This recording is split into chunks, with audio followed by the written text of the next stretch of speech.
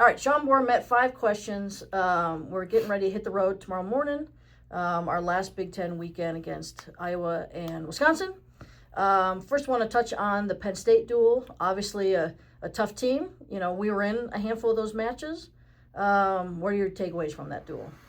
The matches that I felt like we were as competitive, that we were really competitive. We were doing a great job, staying in the hand fight, matching attack rate, matching intensity. Um, those are matches where, it's all boiled down to fundamentals, and, in some of the other matches, we were in those matches up to a point, and then we started to fall behind. They started giving up collar ties, faking, snapping. We started reacting to them, and then their attack rate shot up, and ours slowed down. And that's really the difference. Those are the two different things. We train in these same positions every day. Obviously, I thought, Dylan Ragusin, winnable match. Cam Catchbone, winnable match. Brock, I felt like was in a winnable match.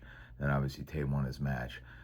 Those other 6 matches, those sort of got away from us a little bit on the scoreboard. But again, it all boiled down to, when we started giving up the ties, and then we started reacting to fakes, open up the door for their attack rate to shoot up. And obviously they're a good team, but there's a lot of takeaways in terms of very clear what works, very clear what we need to continue to improve on, and the good news is we got another opportunity to do it this Friday.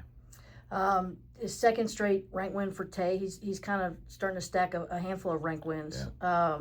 I think you'd probably like him to open up just a little bit more, but what are some of your takeaways from his match in particular? Well, he's been wrestling, obviously he's been wrestling, the top opponents, top 10 guys.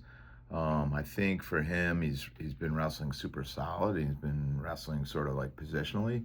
Now he's just got to continue to build off that and increase his offense, because he's capable, and he's capable of sort of separating himself from some of these guys. And as you get down to the Big Tens, NCAAs, you want to put more points on the board and give yourself a little more wiggle room.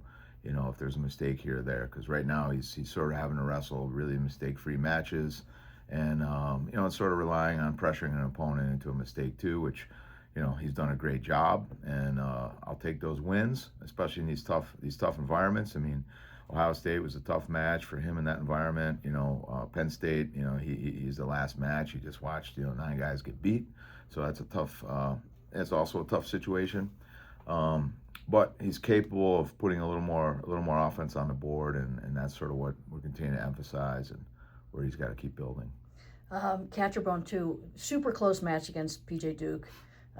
Scored the first takedown, scored again and got the lead late in the third period. TV said those were the first takedowns given up by Duke this year. How have you seen him improve week to week? And then, what else can he do to kind of get over that last hurdle? Yeah.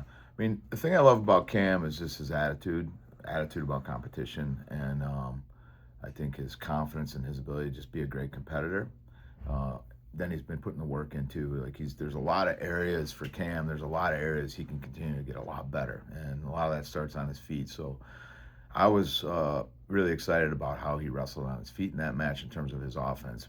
Got the 2 great single legs, great finishes. He's still got to continue to take his legs away when the shots come. That was sort of the difference in him getting that win, was just his ability to stay down a good low stance, and in a critical moment be able to take his legs away all the way and not get into a scramble. And then just little transitional stuff between the takedown and the ride, just really sort of confirming that and the intensity of that after the takedown's actually scored. But love the way he's been competing. I love the improvements he's making every time, every week to week. He's making a lot of gains, especially positionally on his feet, and with his ability to create more pressure and get more offense off. So I think he obviously wanted to get his hand raised in that match, but I thought there were a lot of takeaways for him. He's going to continue to build off those, and I know he's really excited about this weekend coming up. So about this weekend, what do you want to see this weekend? Iowa Friday, Wisconsin Sunday. Well, another great road trip. Really fun road trip with the team. Those are also two great places to go wrestle. Obviously Iowa, I think it's really it's great when you get an opportunity to wrestle in Carver Hawkeye Arena, their fan base. And, I know, their fan base loves me and I love them. competed in there a lot as an athlete and also and a coach. So I do like going to compete in their arena, and more so I like beating them in their arena. Mm-hmm. So that's obviously the focus. The guys are excited. Obviously we want to keep building, in those same areas, dominating ties and increasing the attack rate, and then just solidifying, the big moments in matches where, you got to either stop a score, get a score, or you have to get the ride and put yourself in position, whether it's end of periods or riding time, but dominating that top position and just continue to build and continue to build your scores throughout the match, because obviously these are going to be some tighter matches too. I think from a style standpoint, we got to be able to win ties and stay out of their ties. They're a team that likes to hand fight a lot, control ties, slow matches down.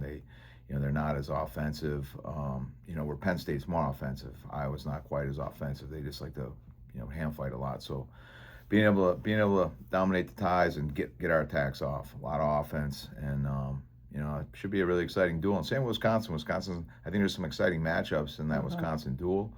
I think they got a team that's wrestling really hard right now and some key weights. So I think there's some really exciting matchups. And it's about finishing the Big Ten, this Big Ten dual season strong, and coming away this weekend with 2 wins. Last question. Mock Rock was last night.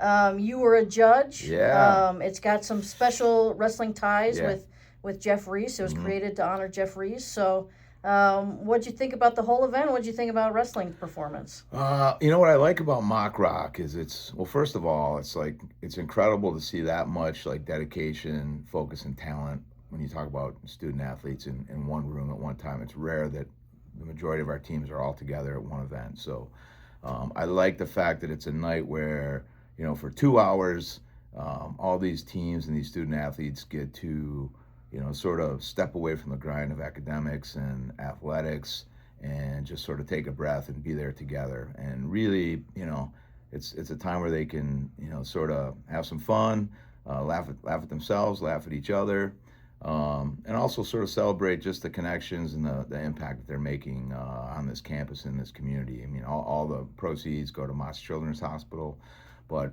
just a ton of fun. The athletes, all the different teams that were performing, there were 16 different teams.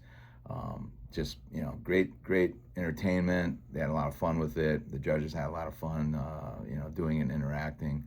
But just a lot of fun. It's a short 2-hour window, a lot of talent, and Mock Rock always delivers. All right. What about the wrestling team? Wrestling team, I feel like they should have won. They were second. I was a judge. I was trying to pull some weight, but they actually got beat by the field hockey team, and the other judge was the field hockey coach. And then Peter Vanderkay from, was a former swimmer here. He was the third judge. So it got pretty close because Michigan wrestling was in the lead up until towards the very end. I think field hockey was one of the very last teams, and we were up 28 points. And field hockey ended up getting 3 10s. They did have their whole team there, but they're out of season. There's a little difference there. We're in season. We had our 6 freshmen. They did an unbelievable job. Great performance. I think they were the most polished. They had the most style. They brought the energy, and they finished. Finishing's key. They had a great finish. But it was a tight race between field hockey and wrestling, and field hockey ended up winning. Wrestling did win the team with the highest donations towards the event and towards the Children's Hospital. So we did get a win, but field hockey ended up taking home the trophy. All right. Thanks, Sean. Go Blue. Go Blue.